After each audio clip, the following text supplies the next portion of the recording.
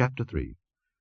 Then Solomon began to build the house of the Lord at Jerusalem in Mount Moriah, where the Lord appeared unto David his father, in the place that David had prepared, in the threshing floor of Ornan the Jebusite. And he began to build in the 2nd day of the 2nd month, in the 4th year of his reign. Now these are the things wherein Solomon was instructed for the building of the house of God. The length by cubits after the first measure was 80 cubits, and the breadth 20 cubits. And the porch that was in the front of the house, the length of it was according to the breadth of the house, 20 cubits, and the height was 120. And he overlaid it within with pure gold. And the greater house he sealed with fir tree, which he overlaid with fine gold, and set thereon palm trees and chains. And he garnished the house with precious stones for beauty, and the gold was gold of Parvaim.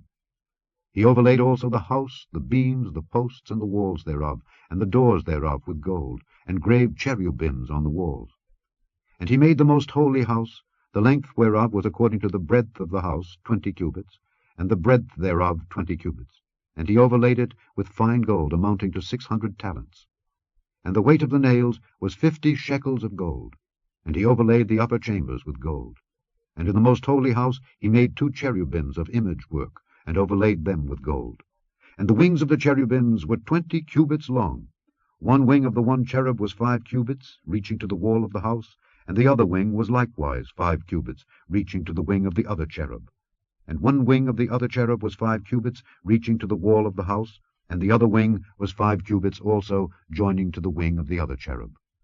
The wings of these cherubims spread themselves forth 20 cubits, and they stood on their feet, and their faces were inward. And he made the veil of blue and purple and crimson and fine linen, and wrought cherubims thereon.